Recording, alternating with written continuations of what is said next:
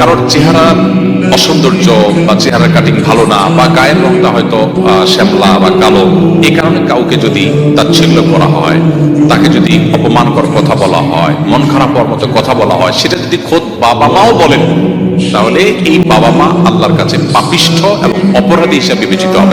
সবচাইতে বেশি খুশি করা যায়, আল্লাহ তাআলা বেশি সন্তুষ্ট হন বান্দা যখন মানুষের উপকার করে। যেই কাজে আল্লাহ সবচেয়ে বেশি অসন্তুষ্ট হন, সবচেয়ে বেশি নারাজ হন, সবচেয়ে বেশি বান্দার উপরে রাগান্বিত হন, সেটা হলো মানুষ যখন কোনো মানুষকে কষ্ট দেয়।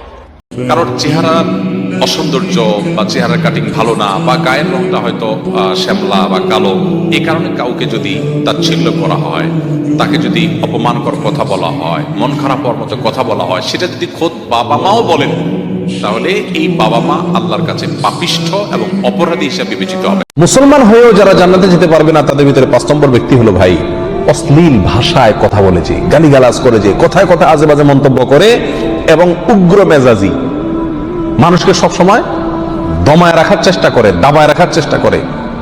যদি কারোর দোয়ার সময় কান্না আসে, যদি কারোর অন্তরটা বিগলিত হয়ে যায়, দোয়ার পর কারোর যদি মানসিক প্রশান্তি অনুভব হয়, মনের ভিতরে খুশি খুশি একটা ভাব আসে, হালকা হয়ে যাওয়ার একটা ভাব আসে, তাহলে সেক্ষেত্রে সেই দোয়াটা আল্লাহর কাছে, বিশেষ করে চোখের পানি বের হয়ে গেছে দোয়ার পর এরকম হলে, দিলটা বিগলিত হয়ে গেছে এবং নির্ভার হয়ে গেছে, পাতলা হয়ে গেছে মনে হচ্ছে, আনন্দ এবং ফুর্তির ভাব আসছে, এরকম মনে হলে সে সুধারণা করতে পারে যে আল্লাহ তাআলা আমার এই দোয়াটা কবুল করেছেন।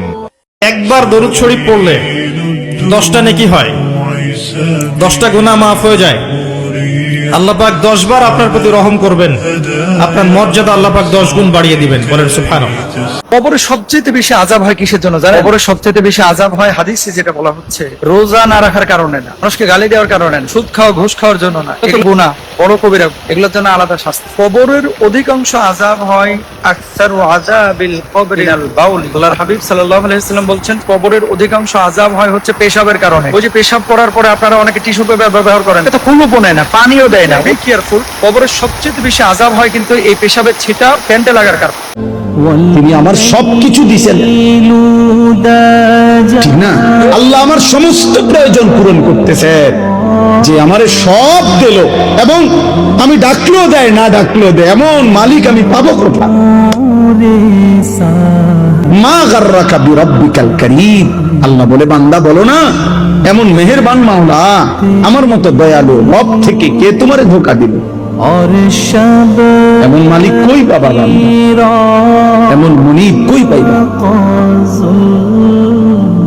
নবী করিম সাল্লাল্লাহু আলাইহি ওয়াসাল্লামের 7টি সোনালী উপদেশ, যা প্রত্যেক মুসলমানের জানা উচিত। 1. তোমরা গণকের কাছে যেও না, অর্থাৎ জাদু টোনা ও জ্যোতিষ শাস্ত্র থেকে দূরে থাকো। 2. তৃপ্তিকে শেষ করে দেয় এমন জিনিস, অর্থাৎ মৃত্যুকে বেশি বেশি স্মরণ করো। 3. এই পৃথিবীতে এমন ভাবে বসবাস করো যেন তুমি একজন অপরিচিত ব্যক্তি বা মুসাফির। 4. কবরকে সেজদাহর জায়গা বানিও না, অর্থাৎ আল্লাহ ছাড়া অন্য কারোর সামনে সেজদাহ করো না। 5. যে ব্যক্তি নামাজের চিন্তা ছেড়ে দিল, আল্লাহ তাআলাও তার চিন্তা ছেড়ে দিলেন। 6. যে ব্যক্তি প্রত্যেক ফরজ নামাজের পর আয়াতুল কুরসি পাঠ করবে, তার এবং জান্নাতের মাঝে কেবল মৃত্যুই বাধা হয়ে থাকবে। 7. নবী করিম সাল্লাল্লাহু আলাইহি ওয়াসাল্লাম ইরশাদ করেছেন, যে ব্যক্তি আমার হাদিস শুনলো এবং যেভাবে শুনলো ঠিক সেভাবেই অন্যের কাছে পৌঁছে দিল, কিয়ামতের দিন তার জন্য আমার সুপারিশ ওয়াজিব হয়ে যাবে।